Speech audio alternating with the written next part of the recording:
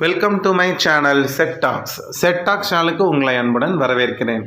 இன்றைய வீடியோவில் online payment செஞ்சு நம்ம செலவு பண்ணுற மாதிரியான சூழ்நிலை தான் இப்போ இருக்குது.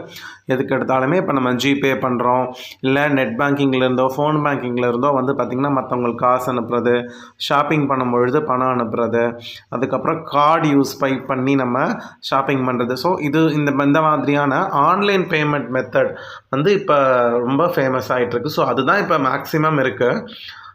கேஷ் கொடுத்து ஒரு செலவு பண்ணுறது ரொம்ப கம்மியாயிடுச்சு.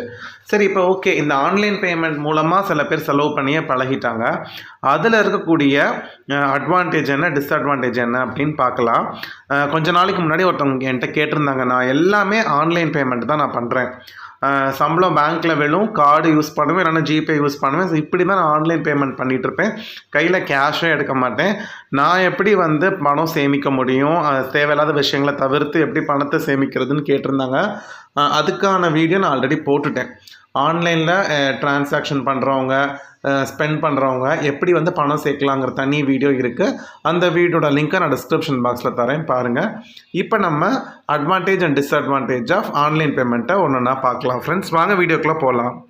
ஃபஸ்ட்டு அட்வான்டேஜ் என்ன அப்படின்னு பார்த்தீங்கன்னா, ஆன்லைன் பேமெண்ட்டு ரொம்ப கன்வீனியண்ட்டான பேமெண்ட் மெத்தடு.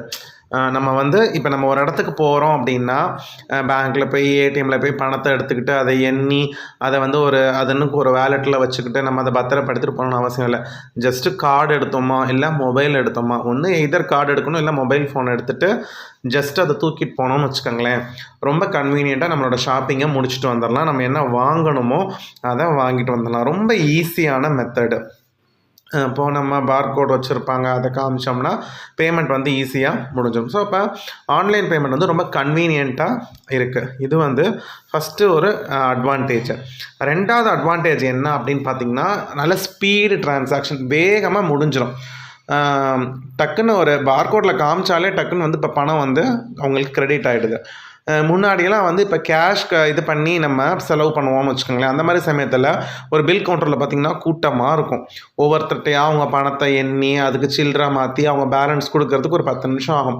இப்போனா இந்த பேலன்ஸ் பிரச்சனை, கரெக்டான பணம் கொடுங்க, சில்லறை பிரச்சனையே வரதில்லை. இப்போ ஒரு 10 பேர்னாலும் அவங்க டக்குன்னு பில் போட்ட அடுத்த கையோடு அவங்க ஸ்கேன் பண்ணுறாங்க, அடுத்த செகண்டு இப்போ ஒரு ஃப்ராக்ஷன் ஆஃப் செகண்டுக்குள்ளே பணம் டிரான்சாக்ஷன் ஆகிடுது. டக்குன்னு அவங்க என்ன பண்ணிடுறாங்க, இடத்த காலி பண்ணிடுறாங்க, அடுத்த ஆள் இந்த மாதிரி போயிட்டே இருக்காங்க. அப்போ ஸ்பீடாக டிரான்சாக்ஷன் நடக்குது, கன்வீனியண்ட்டாகவும் இருக்குது, ரொம்ப ஸ்பீடாகவும் இருக்குது. அதனால் இந்த லைனில் நிற்கிறது அதெல்லாம் நமக்கு நேரத்தை மிச்சம் பண்ணி கொடுக்குது.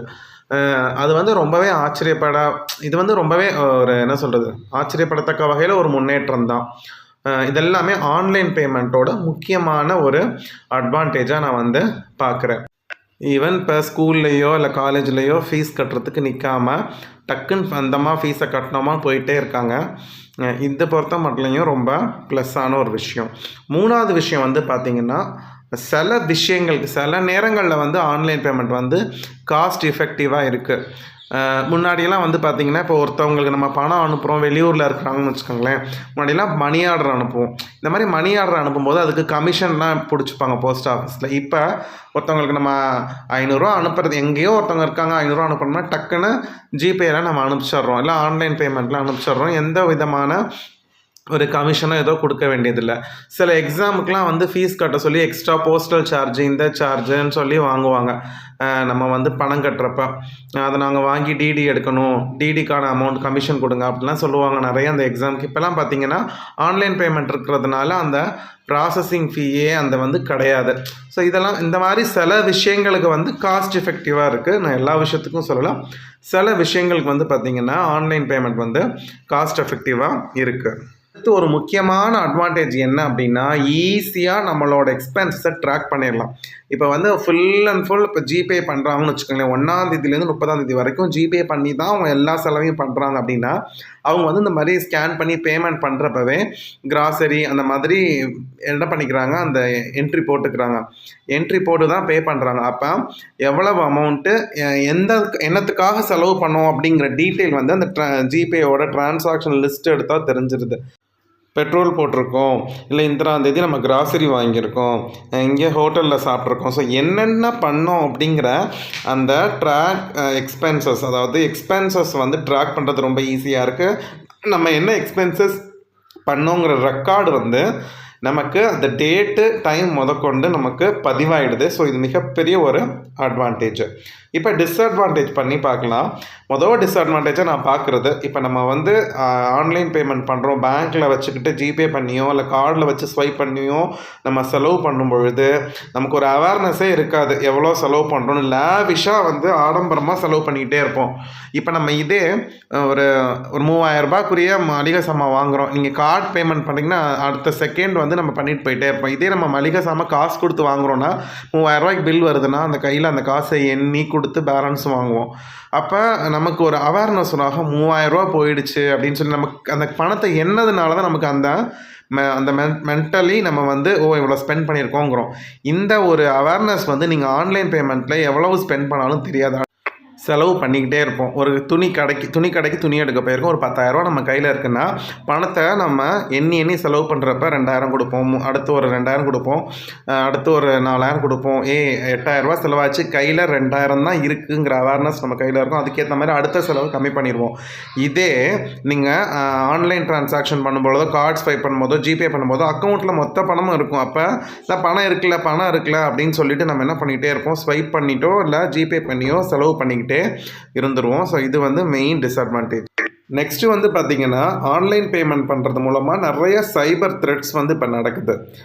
நிறையா பேரோட பேங்க் டீட்டெயிலில் நம்ம ஃபோன் பேங்கிங் மூலம் வச்சுருக்கிறத, நெட் பேங்கிங் வச்சுருக்கிற இந்த பாஸ்வேர்டையோ சம்திங் எதையோ வந்து நம்மளோட அக்கௌண்ட்டை வந்து என்ன செஞ்சிட்றாங்க, ஹேக் பண்ணிடுறாங்க. அது மெயின் ரீசன் வந்து நம்ம ஆன்லைன் டிரான்சாக்ஷன் அதிகமாக பண்ணுறதுனால தான் ஏதோ ஒரு இடத்துல அவங்க ஹேக் பண்ணிடுறாங்க அப்படிங்கிற மாதிரியான அந்த சைபர் த்ரெட்ஸ் காமனாக இருக்குது. இதுவும் மிகப்பெரிய ஒரு டிஸ்அட்வான்டேஜ். தேவையில்லாமல் நம்மளோட அமௌண்ட்டை இழந்துடக்கூடாது.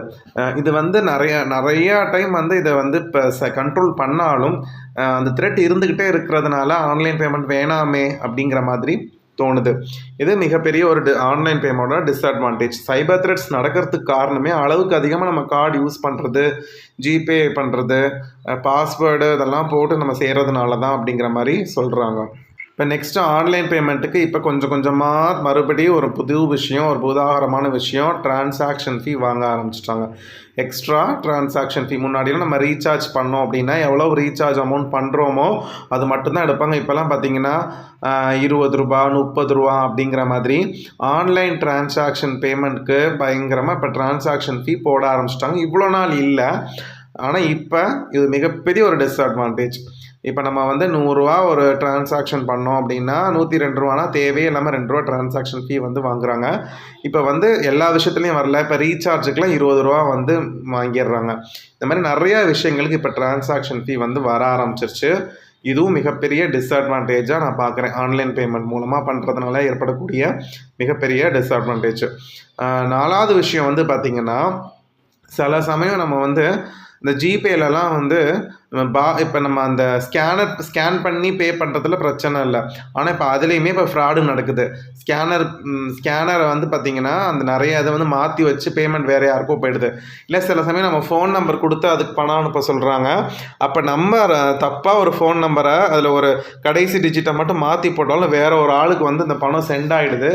அதை வந்து ரிட்ரைவ் பண்ணுறது வந்து மிகப்பெரிய போராட்டமாக ஆகிடும். அதனால் ராங் பர்சனுக்கு தவறுதலாக ஹேண்ட்லிங் மிஸ்டேக்னாலேயோ டைப்பிங் எரர்னாலேயோ பணம் வந்து மாற்றி போகிறதுக்கு சான்ஸ் இருக்குது. ஃபோன் நம்பரில் நம்ம டிரான்சாக்ஷன் பண்ணோன்னா அந்த QR கோட் இருக்கிறது பிரச்சனை இல்லை, அதுலேயுமே இப்போ ஃப்ராடு வந்து நடக்க ஆரம்பிச்சிட்டாங்க. அடுத்து 5வது விஷயம், இந்த ஆன்லைன் டிரான்சாக்ஷன் எல்லாமே உங்கள் மொபைல் ஃபோனில் நெட்டு கனெக்ஷன் இருக்கிற வரைக்கும் தான். இப்போ இன்டர்நெட் இல்லை, உங்களுக்கு நீங்கள் அந்த பேக் போட மறந்துட்டீங்க, அப்போ போனீங்கன்னா ரொம்ப வம்பாயிடும். இல்லை நீங்கள் இருக்கிற ஏரியாவில் இன்டர்நெட் டெஃபிசிட்டாக இருக்குது அப்படின்னா கண்டிப்பாக ஆன்லைன் டிரான்சாக்ஷனை வந்து அது பாதிக்கும். வித்தவுட் இன்டர்நெட் எதுவுமே இங்கே பாசிபிள் கிடையாது. அதனால் இன்டர்நெட் டெஃபிசிட் ஆணுச்சுன்னா அந்த சமயம் ஆன்லைன் பேமெண்ட் வந்து மிகப்பெரிய ஒரு டிஸ்அட்வான்டேஜான ஒரு விஷயமாக பார்க்கப்படுது. ஸோ இந்த 5 பாயிண்ட் தான் வந்து பார்த்திங்கன்னா ஆன்லைன் பேமெண்ட்டோட 5 டிஸ்அட்வான்டேஜஸை நான் பார்க்குறேன். ஸோ இதோடு இந்த வீடியோவை இங்கே முடிச்சுக்கிறேன் ஃப்ரெண்ட்ஸ். இந்த வீடியோ பற்றின கமெண்ட்டை மறக்காமல் கமெண்ட் பாக்ஸில் சொல்லுங்கள். உங்கள் ஃப்ரெண்ட்ஸ்க்கு இதை ஷேர் பண்ணுங்கள். மறக்காமல் சப்ஸ்கிரைப் பண்ணிவிட்டு வீடியோஸை பாருங்கள். அடுத்த வீடியோவில் உங்கள் எல்லாரையும் பார்க்குறேன். Bye friends.